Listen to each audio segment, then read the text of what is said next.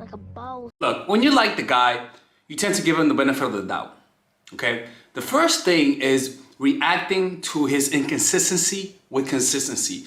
A lot of the times when you like the guy, the more inconsistent he is with you, the more consistent you become.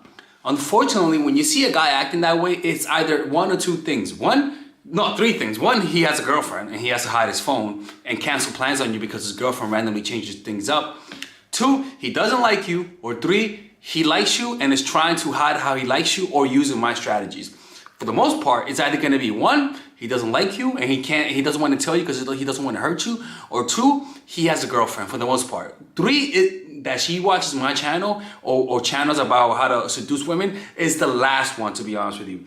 Either way, the way you react to his inconsistency is with you being even more inconsistent, because it's going to force him to either get the truth out of you by him directly saying what's going on, why you're not being consistent, which then allows you to address it, or him say, thank fucking God, this girl is pulling away, let me pull away, which tells you, at the end of the day, you're gonna get an answer. Because if he's trying to manipulate you, he'll actually give up his strategies and be honest with you and say, hey, how you been, blah blah blah, what's going on, and just open up to you, right? But if he doesn't like you, he'll just leave. You get what I'm saying? So the second one is this.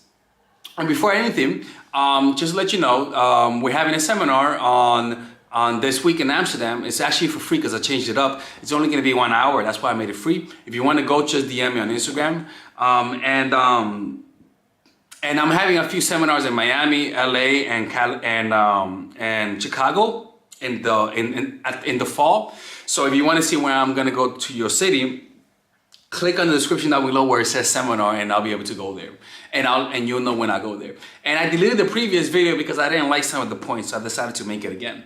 The second thing is dating an ex who cheated on you. Ladies and gentlemen, he is not gonna cheat. I mean, he is not gonna come back. He's like, yeah, tell her I'm not gonna cheat, says Tyrone in the background. No, but seriously, dating an ex who cheated on you, what the fuck? What are you doing? Do you really expect him to change? Come on, man. Anytime somebody cheats once, they're gonna do it again, and most likely that was not the first time they cheated. People never do things just once, and it's in male nature, for the most, and female nature, to cheat. Okay, so getting back with an ex, no matter what he tells you, it's if you hope for a healthy relationship and that's what you're asking for, don't take them back. Even though it sounds real, even though he's telling you everything you need to hear, just follow that rule blindly. People never just cheat once, okay? Now, unfortunately, women are more forgiving about infidelity than men are. Men are less forgiving about sexual infidelity because of evolutionary reason. The third one, telling a guy how many guys you banged. I don't give a fuck if you banged the whole goddamn football team.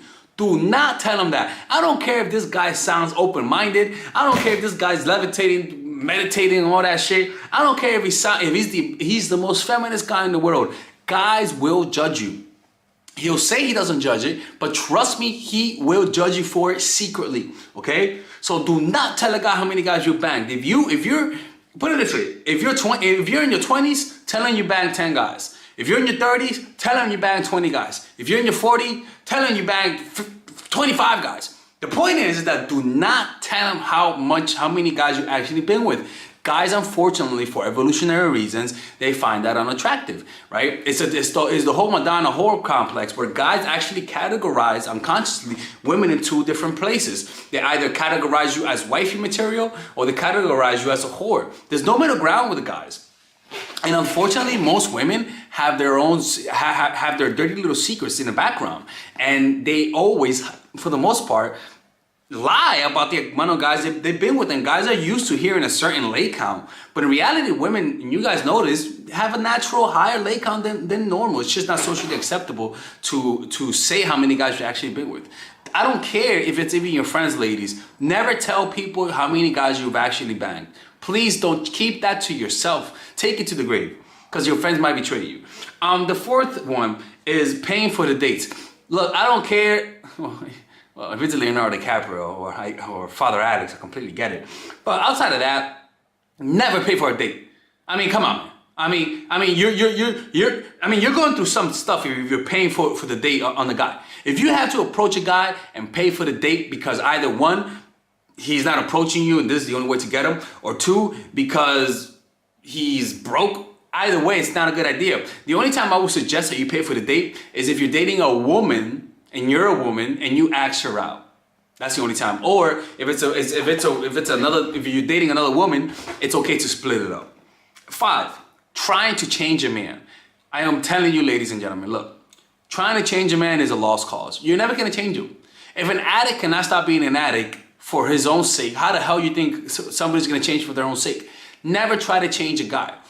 People are who they are for the most part. If you meet a guy and he's a cheater or a drug addict, your pussy's not gonna change him. How good you blow him, how good you do things to him, is not gonna change him, okay? So do not try to change a guy. You're wasting your time. In fact, trying to change a guy actually makes you fall in love with the motherfucker. It makes you end up liking the guy because you're putting effort, you're investing in him, and naturally, you're gonna naturally get attached to the guy. So anytime you meet a guy, he might be perfect, but ask yourself, what are the deal breakers? In your mind, before you meet a guy, ask yourself, what are the things you would never accept, no matter how good his dick is? And then ask yourself, what are the things that I'm willing to accept? What are the flaws in the person that I'm willing to accept? You gotta know those things so that when the moment comes and you meet that guy, you're not gonna let the rush of emotion cloud your judgment. Know before you go to the grocery store what you're gonna buy. Do not buy with an empty stomach. Buy and think about your food with a full stomach.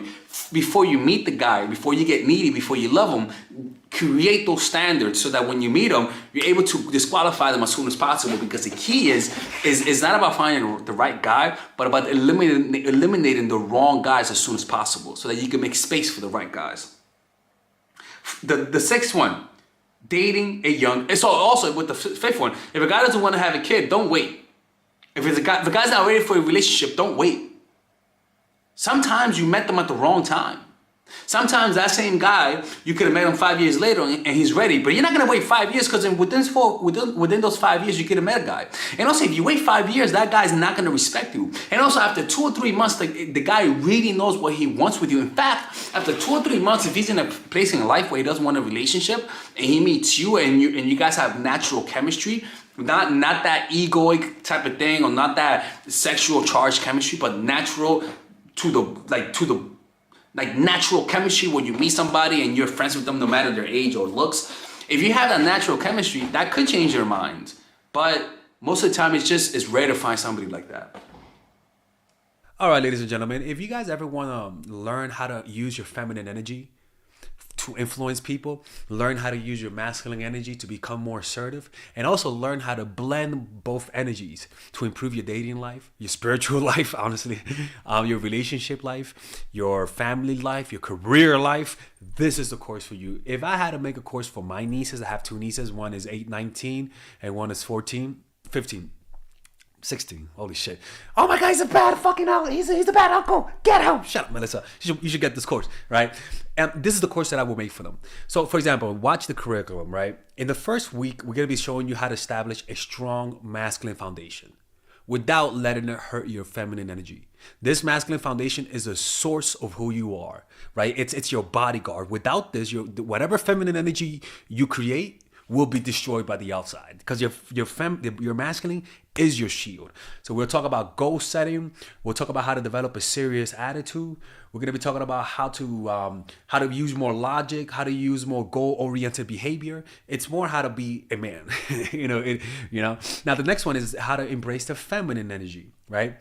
This one will teach you about how to minimize excessive masculine traits, developing self-awareness, healing abundant feminine energy, regulating your emotion, mastering voice qualities and facial expressions, surrendering control, and allowing pain to be felt. This is honestly, this will supercharge, like Kaioken, your masculine energy. After that, we have femininity in the workplace, and how to be feminine in the workplace without letting people take advantage of you, and the nuances of how women on power should behave versus women who are subordinates in the workplace, and even the dress code. This is based on psychology, people. It's kind of insane. I'm actually excited about this one. The next week, we talk about navigating the labyrinth of male and female friendship, and this a lot of women find confusing, so we talk about that. and how to identify envious friends, how to identify the good friends, how to keep male friends, and how to keep female friends. Week 5, we talk about how to release the burden of the past and stop and destroy mental projections. This is actually really powerful. And then week 6, we talk about how to increase your observational power so that you can read people better. And we have a bunch of bonuses. The course starts at $99, and you guys can pre-order the course today at $69 before it goes out. If you're watching this, most likely I'm in the meditation retreat, so most likely I will be praying for all of you guys. And just click on the description down below of the video. Right there, you'll see it, and you can pre-order that course. It's gonna be out by the end of next month or the beginning of February of March. One of the two, people, because I have a 10-day retreat to do, and I want to finish the course after the retreat, because I think the ideas are gonna be so much better. All right, man. I'll see you guys later. Pre-order, man. I'm closing the channel.